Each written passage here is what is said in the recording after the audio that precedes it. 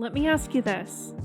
If you fall in love with an AI, are your feelings real?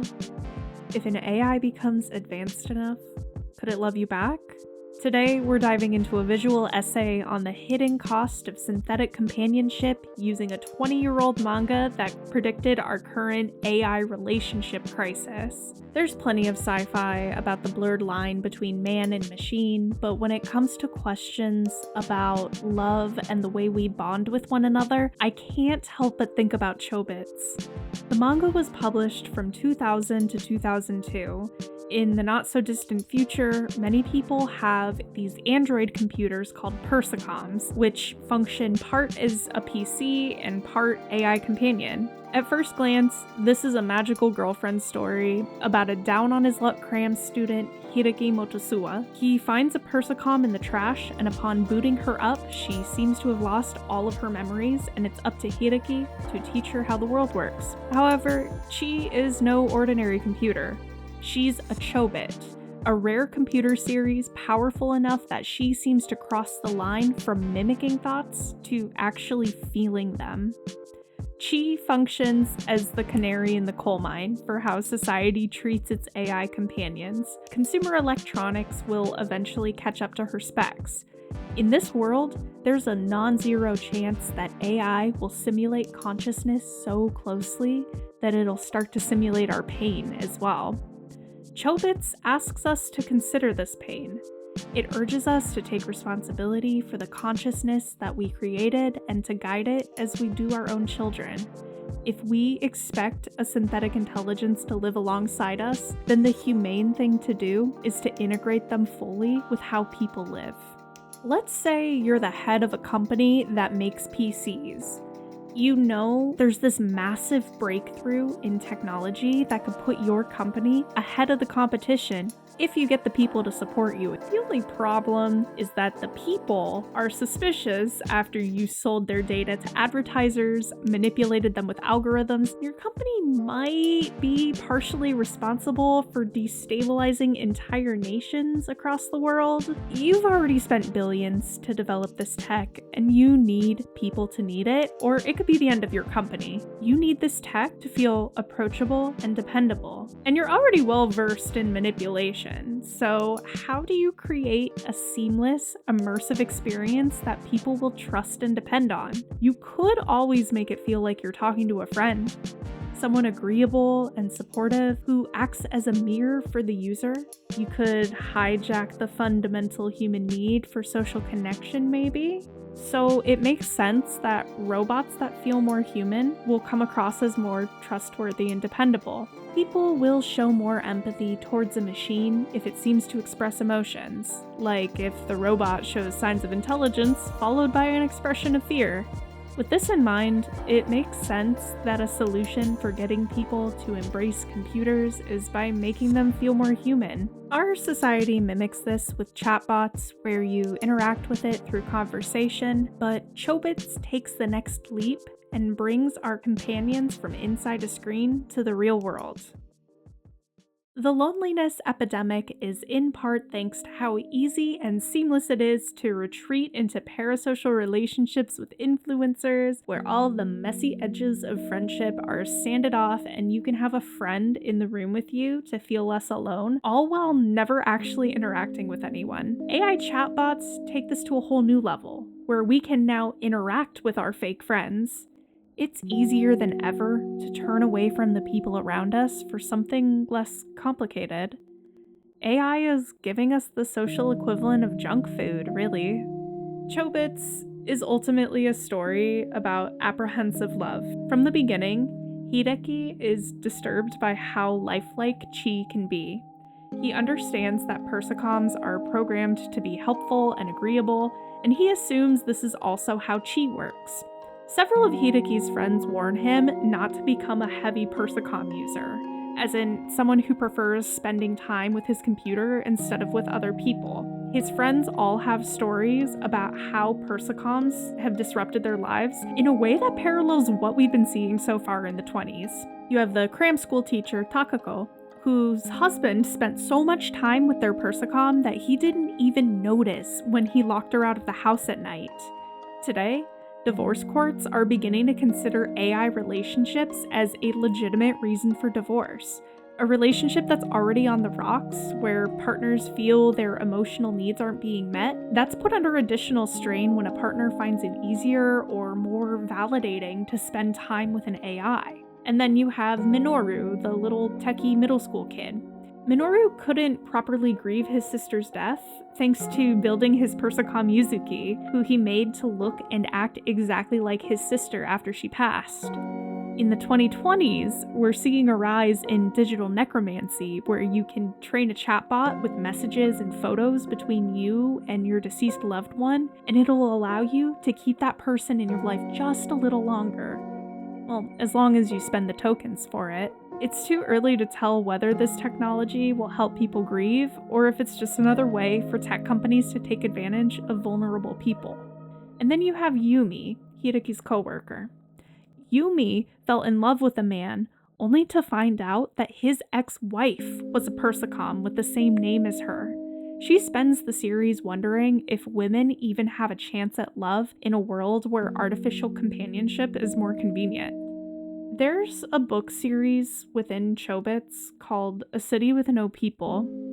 The main character wanders empty streets looking for her special someone, but everybody is too preoccupied with them, and no one goes outside anymore. At first glance, this series seems like something that Yuki could relate with, but this story is meant to guide Chi on her journey as the first Persicom to find true love. Once booted up, it doesn't take long for Chi to realize that humans don't always have her best interest in mind. Most humans see her as a pretty thing meant to be useful or exploited. The few supercomputers we meet in the series do recognize that humans view them as second-class citizens at best. When we meet Kotoko, a powerful custom-built laptop, she's the first one to warn Chi that humans can't be trusted. Kotoko noticed how her owner's interest in her faded when there was a faster, prettier model that could be tinkered with instead of her.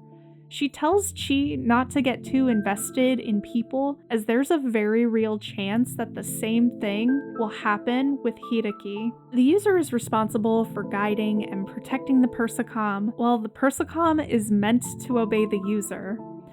It's an interesting choice for the story to compare the user-Persicom relationship to that of a parent and child. To be a parent is to take on the immense responsibility of teaching and shaping someone who, year after year, will become more complex until they mature into someone who can stand as your equal. Unfortunately, there are many ways that a parent can violate this contract. An abuser either won't notice or won't care about any harm inflicted as long as they get what they want at the end of the day. This metaphor is a warning. Just as a child grows up and realizes the damage done to them by the person they were supposed to trust and rely on the most, in some ways, users have even more control over a Persicom than a parent does over a child. A user has full control over a Persicom's memories, and a Persicom has no recourse to break free from a harmful user. For all the ways Chobits shows the human-Persicom dynamic, not once does it mention any consequences for the user when a machine is mistreated. If a Persicom shows any signs of trauma or distress, a technician can simply erase the memory that caused the problematic behavior. An easy solution to this would be to deny the sale of a Persicom to anyone who has mistreated one in the past, but that requires a society that already sees them worth protecting in the first place. Let me be clear, I don't want AI to become like a human. If it seems like I'm being overly charitable to the AI in this story, it's only because the world in Chobits is too far past the point of preventing consciousness in its AI. The whole AI companion thing is pretty disturbing to me, and it really does feel like another way that tech companies have created a problem and then sell us back the solution.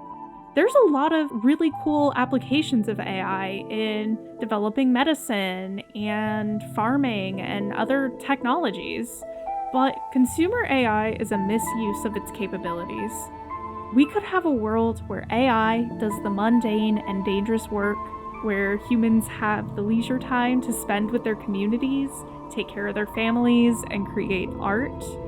And instead, companies are using AI to avoid paying humans what they're worth, gatekeeping the next generation from entry-level jobs, and destabilizing entire economies and societies as a result.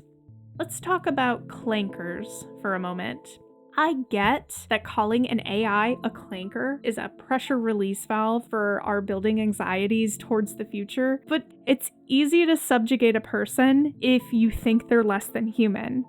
Clanker and tin skin jokes seem harmless because in this moment, the in-group for this joke is all of humanity. But if our world ever ends up in a Chobits scenario, this clanker stuff is gonna age like milk.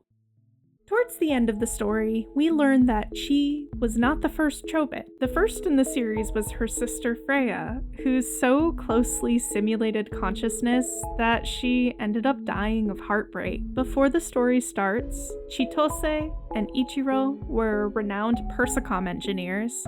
When Chitose learns that she's unable to have children, Ichiro builds her the perfect daughter. The three of them lived happily as a family. But over time, Freya seemed depressed. The parents thought she might be lonely, and they created a sister for her, another Chobit named Elda. Freya loved Elda, but it didn't stop her from being consumed by her pain. So what caused this pain? Well, unrequited love. Freya fell in love with her father, so there was no way that she could be with this man that she loved. Freya became the first Persicom to have died. If a Persicom has the potential to feel love and subsequently pain, we are no longer talking about creating a product. We are talking about creating a being, and that's a massive responsibility.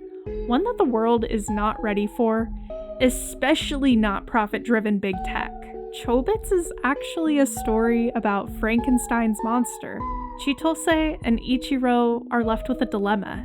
They want their surviving daughter to live up to her full potential and find true love, so they release her into the world as a test of sorts.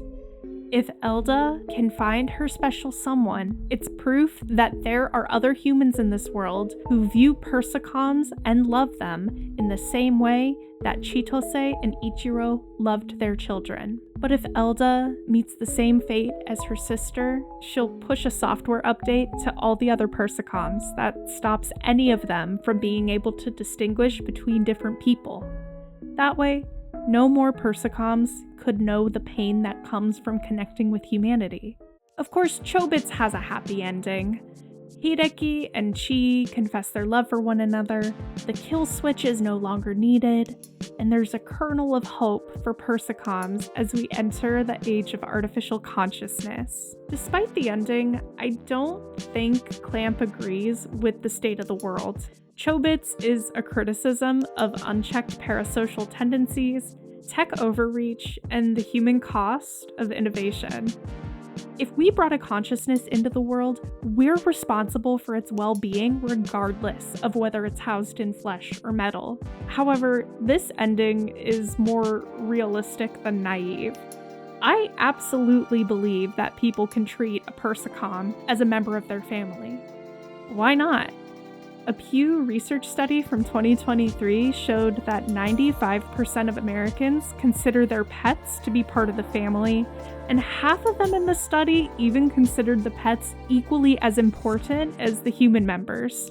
If half of people can value an animal's companionship as much as a human, then it's entirely possible that humans would do the same for a Persicom.